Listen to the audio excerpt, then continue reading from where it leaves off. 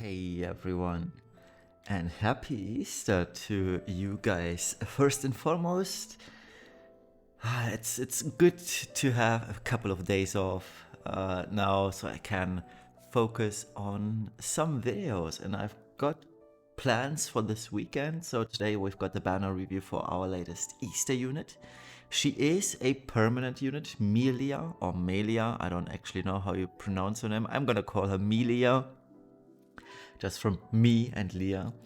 And yeah, keep in mind she's a permanent unit, she's not time limited, so chances are pretty good that you will off-banner her someday. And just as a heads up, I think she's a solid off-banner unit, but pulling for her, I don't think it's really necessary, unless you are lacking magic tanks, that is. But we'll get to that later, once we check out what she can do, what she can't do. And yeah, so regarding my upcoming videos, tomorrow you guys will get to know what Chronicle battles are. Because someone asked in one of my videos, what are Chronicle battles? And I'm going to explain this to you. I do have a JP account. I made one a couple of days ago. And I'm at a point where I can actually comfortably farm the Chronicle battles. I didn't want to do this when not being able to do them properly. So I am at a point where I can safely do them and show off what Chronicle battles are.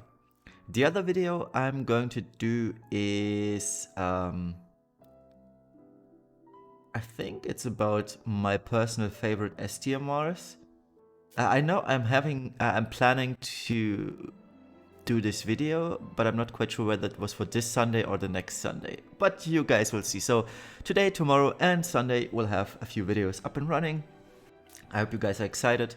But let's talk about Melia now. Melia, our Easter unit. I also included her animations because I think they're pretty cute. In base and Brave Shift form, she is a magic tank first and foremost, but in her base form, she's also some kind of supporter. While in her Brave Shift, she is a spirit-based magic DPS. Although I should state her magic damaging capabilities aren't the best. And I'd rather have her be a supporter in both instead of being an SPR mage that really doesn't do anything. So let's check out her abilities. As you can see, we are having a huge active side of abilities. So let's zoom in and check them out. Each of their own, on their own, we got some general mitigation for all allies 30%, explosive barrage. I like these names, by the way. They are pretty sweet. She has the usual provoke stuff with 75% mitigation, which is pretty sweet. She also heals 9k with that same ability, split over 3 turns.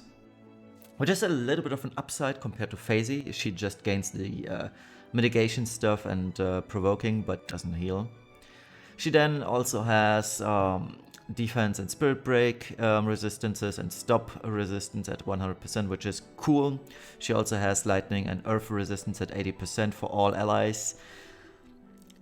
It's a theme. You've seen this with Sylvie and Esther last year, where both have mainly either lightning or earth stuff, or both. Sylvie has both, for example. But she also provides light, but let's cast that aside for a second. So lightning and earth are the main themes of our Easter units, and this is carried around through Melia's kit as well. The usual ally of the forest, she protects damage, 80% chance, nothing too fancy. On a passive side, she's got the under 20, so making her cover everything reliably, with a huge variance of 65 to 80%, but don't fret, it's the same as with Faisy. And on the upside, she mitigates damage again taken from beasts and humans by 35% to all allies, which is pretty sweet if you have an attack that bypasses magic cover, for example. She can dual cast all her stuff, and yeah, let's get down to her cooldowns. These are some of the cooler things, especially, I'm gonna skip most of the things. Pine Purification, that is the huge upside of Melia, one that no other tank has so far, and that is she can remove imperils from your team. And while doing that, she also increases lightning and earth resistance by 100% for 5 turns to allies. I think this is her best tool in her kit, hands down, being able to remove all imperils. That is sweet. That is really sweet. It might help for future trials or even future dark visions. Although I should state, you're probably never gonna use her for dark visions, because we are at a point in the meta for dark visions where you actually would prefer 6 Neo Vision DPS and even keep out Zorn of all these equations, and just because Zorn really doesn't do much damage other than spreading around stuff, you're really better off using 6 Neo Vision or Neo Vision Awakened DPS. So while cool on paper, I think it's a more trial based ability, but for that, amazing, really strong and good. And yeah, let's also get to the biggest weakness of Melia. It's Spruce Shelter. As you can see, this is a 5-turn cooldown, available turn 1, 75% magic mitigation, but here's the kicker, it's 3 turns. And on the very first turn you're using this, she gains 90% magic mitigation, but it's 3 turns, and 2 turns she doesn't have magic mitigations, and that is bad. That is really bad. Take, for example, someone like the Behemoth trial. The Behemoth trial really is designed around having permanent uptime on magic mitigations. And Faisy does that, obviously. She has 75% all the times and gets better if you're using Narrate's Kiss for even more. So she can always alternate between Narrate's Kiss and Lagoon Shell, thus providing her full uptime on magic mitigations, whereas Melia, once she uses Spruce Shelter, she is a goner unless you have external magic mitigations. And usually magic mitigations from external sources, they are at best 50%. Take, for example, I believe Eurasia has some magic mitigation, and that's not super strong.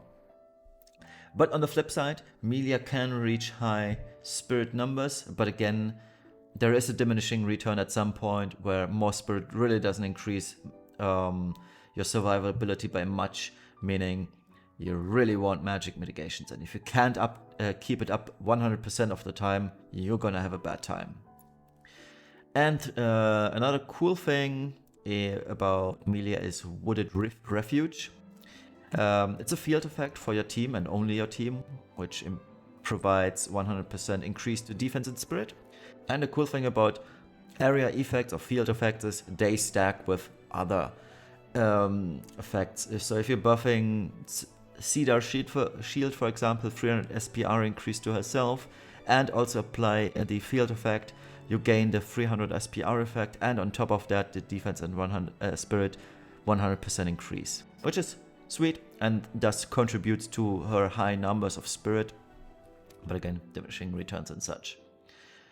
Alright, and yeah, since the passive side of things is a little bit smaller, we can zoom out again. She has the usual. She can dual wield innately, which is pretty sweet. And her STMR is a staff, which also does a lot of things. You'll see that in a second. But yeah, maybe the most notable things here are Forest Guardian and Beyond the Timberline. She counters a lot, as you can see. And Beyond the Timberline, she has passive Guts. And also Beyond the Timberline increases counter chance by 100%, so that's sweet. And when she counters with a heal, which is nice. Her limit burst is an 85 all resistance for 5 turns, which I like personally. I like these actual tank things for resistances, and all resistance 85. Sweet. If you can manage to use this on turn 1 against a Tetris trial or element Tetris trial where you need a lot of resistances, this comes in very handy. It also mitigates magic damage taken against beasts and humans for 5 turns. So when it comes to tanking beasts and humans, Melia probably is your go-to girl. But again, if these bosses have hard-hitting magic abilities and your magic mitigation runs out, she's also gonna have a bad time. So yeah, let's check out her Brave Shift, and as you can see, the list of abilities gets even longer, so let's zoom in again.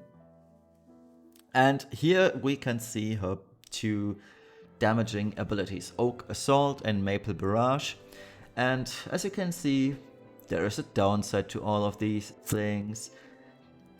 It's on a 1-turn cooldown, available turn 1, which is okay, but it's a single cast when dual wielding. And I don't like this. Why can't we just triple cast this? Or dual cast. I mean, she has dual cast. Faisy, for example, can dual cast all her abilities. Now, dual wielding, I'm guessing, I haven't checked her yet, she would probably do this twice. But again, why? Why? just let us dual cast it. I don't think that's a bad thing, but oh well. Her 50x modifier seems slow on paper, or low on paper, I mean. But let's scroll down a bit. She increases the modifiers through her Evergreen Blessing, and she also increases the modifiers by another 25x through her Limit Burst. So when you power this up entirely, this is a 100x modifier, making this technically pretty good. But again, her damaging capabilities aren't the best, and you don't want to use her as a damage dealer. It's just probably if you want to increase the chain, yeah, that's an application, but Faisy can do the same, and Faisy is imbuable as well. And what's also to note here is you're seeing the star next to the magic word attached. That implies that this is physical based damage. So if you want to use killers on Melia, you're gonna take physical type killers, not magical type killers. It's the same deal as it is with Neovision Laswell in his Brave Shift. He also uses physical type killers. Other than that, she gains Actual Guard, which is the 75% general mitigation.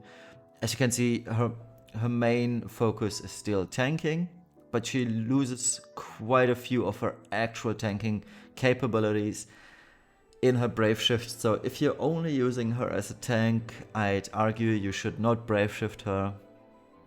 It's not worth it. But for party support, she actually has more party support, or better party support in her Brave Shift than she has in her base form, which is kind of weird from my point of view. As you can see, she gains Earth Pollen and Electrifying Pollen. Both are respectively Earth Element imbued to one ally and self, or a Lightning imbued to one ally or self. She also amplifies physical and magical damage for the amplification, so Earth and Lightning, but at 20%. Now, Faisy does the same, but it's 25% to Light and Earth. It is tied to her LB, mind you, but I'd wager you're getting Faisy's LB up sooner than you can cast Earth Pollen or Electrifying Pollen a second time. This is my point of this, and the reason is quite simple. You can just use healing ripples on Faisy for LB fill, etc. So I think Faisy is better in that regard. She can also imbue Light and Earth, so the only difference is Lightning Imbue, but if you do want Lightning Imbue, we've got other sources for that. And we've got OG Lightning, for example, and OG Lightning has the higher... sorry.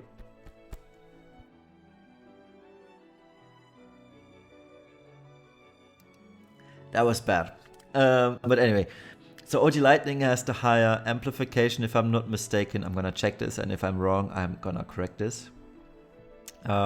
But she also imbues, etc. So there's other possibilities to this, but it's roll compression, albeit a little bit weaker, but I get where they're going. Other than that, more of the same, to be honest. Oh, by the way, almost forgot. Overgrown Flora is probably her best thing in her kit. It is a 200% physical damage increase to beasts and humans for 5 turns, which might be her saving grace in Dark Visions when you're facing a beast or human, but again, I probably wouldn't use her in Dark Visions, because for humans, we've got other sources, and for beasts, well, we do have other sources as well. Rain and Fina come to mind, for example. They have a AoE imbue at 150, so we'll see. And on the passive side of things, it's a little bit shorter, so we can zoom out again. It's more of the same, honestly. She has a 200 or 6x chain mod cap in her Brave Shift, which is sweet. She gains a lot of true dual wield equipment, but she also does that in her base form. And let's check out her limit burst. It is not dealing any damage, but it increases attack, defense, magic, spirit by 250 for 5 turns to all allies. And again, like I said, it increases the modifier for Maple Barrage and Oak Assault by 25x, making these a 100x modifier after you power her up entirely. And also, like the name of the LB, excellent nutrition. Well played, Gumi, well played. Oh, and by the way, the 55 general mitigation for 5 turns to all allies is a nice bonus on top. So let's check out her Trustmaster and Super Trustmaster. The materia, I still have mixed feelings about this. It's 40% HP and SPR and 30% lightning and earth resistance. I feel like this is an okay Trustmaster, but I've had some friends of mine tell me that this is Super Trustmaster level of stat budgeting, but I don't think it is. We've got Super Trustmasters such as Judge's Oath, which does different things, but it has way more resistances across the board. We've also got Beach Girls, I believe, should be one of the dual units, Super Trustmaster, which has a little bit less SPR and defense, I believe 30, but it has way higher resistances, so I don't think this is a super good, it's a good Trustmaster, but it's not super good and totally not STMR level of Trustmaster. But all in all, this is still a very good Trustmaster for resistance Tetris trials, and it may see some use for Dark Visions for exactly the same reason. If you need resistances and you are using a spirit-based magic DPS such as Kryla, for example, this comes in quite handy. On the other hand, her Super Trustmaster is a staff with 170 SPR, 15 SPR unconditional, and here's the kicker, 50% true dual wield spirit, which is really cool, and I like this a lot. It's ideal to have this twice for herself or for, say, Faisy. She can use this as well. So yeah, it is a very, very good true dual wield staff for magic tanks in general. And yeah, like I said, the True Dual Spirit makes this a very sound and strong investment for current and future magic tanks. Nothing else to say about that. Let's check out her vision card. The animation is super cute, by the way. This one is, it's good. So it has 40 base spirit at level 1, 500 base HP. And at level 10, she reaches, or the vision card reaches 70 SPR and 1k base HP. Passives at 4 and 7, you gain 10% HP on top with no restrictions or conditions. And at level 10, you gain another 25%, not base, but 25% SPR true dual wield for FFBE units. I hate when I make mistakes such as these. It has a little bit less base SPR than Faisy's card, but more base HP. So she has, or her vision card has 10 less base SPR than Faisy's card, but 200 more base HP than Faisy's card. You can use them, you can interchange them because Faisy's vision card is tied to females. Melia is of course a female, so it really depends. Do you need more HP because the boss does some super high fixed attacks? you're probably gonna use Melia's vision card on Faisy or herself. But if you need more spirit, you're gonna probably use Faisy's card. It's that easy. The HP passives I feel like are still low compared to other tanks' vision cards. Most tanks gain at least 20% to their main stat, be it SPR or HP. So I feel like a little bit low on this side, but at least they have no conditions attached. For example, Faisy's vision card, you're forced to use some kind of armor. I believe it was heavy armor, so there's a downside and an upside to everything with these vision cards, I believe. But nonetheless, the 25% true dual wield spirit make this a strong magic tank card nonetheless. So yeah, potential builds, I'm leaving this one out. Don't use her as a spirit-based magic DPS, it's really not worth it, even though the 100x modifier after buffing her up seems cool on paper. It's not worth it, trust me. And the build you're gonna use her in is entirely dependent on the fight itself. So, how does she fare in the meta? Like I said earlier, her greatest weakness is the no permanent magic mitigations. Mitigation 5-turn cooldown, last 3 turns. It's bad, and it's going to be her Achilles heel for a long time to come. On the other hand, her greatest strength is that she can remove all imperils, which is sweet. Twice per fight, but still very handy. She can reach high numbers of SPR due to true dual spirit scaling. Keep that in mind. So when it comes to face tanking, she is going to be your go-to girl.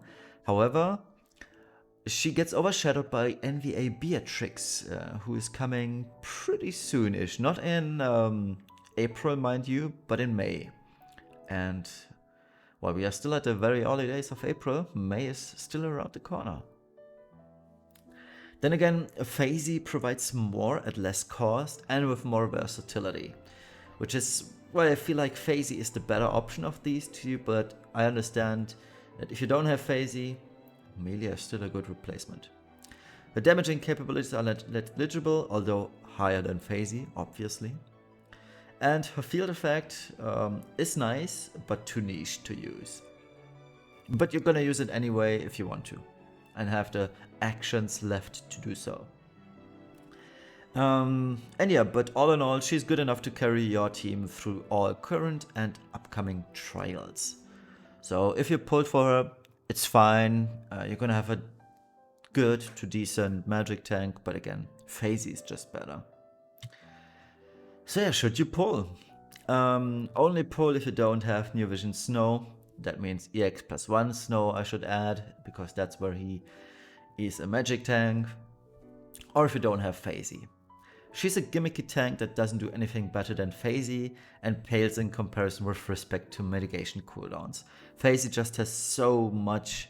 Narrate's Kiss, Lagoon Shell, just to name a few. She has higher physical stuff as well. Faisy has Solar Veil in her Brave Shift, which is a huge cooldown for physical damage taken. She does a lot more things and is way more versatile than Melia is. So yeah. And with NVA Beatrix around the corner, there's no reason to pull for Melia unless you have really no Neo Vision magic tank. And that pretty much sums up Melia. Oh, and by the way, I almost forgot, reworked Esther is pretty cool and decent actually. So I was happy about that as well. But yeah, Melia, all in all, she's good, but nothing to be super excited about. I was very, very happy to get Faisy, and if I were to get Melia, I'd be like, yeah, okay, I got another magic tank. And even if you don't have Faisy or Neo Vision Snow, you should have the same reaction. She's good, don't worry about that, but she's nothing special, I feel like. So yeah, that concludes our banner review for this week. Thank you guys for watching, and we'll see each other for tomorrow's Chronicle Battles introduction video. So have a nice Friday, and that's it. I was about to say something, but I forgot what I wanted to say. So yeah, goodbye before I make this more awkward than it is. Bye bye.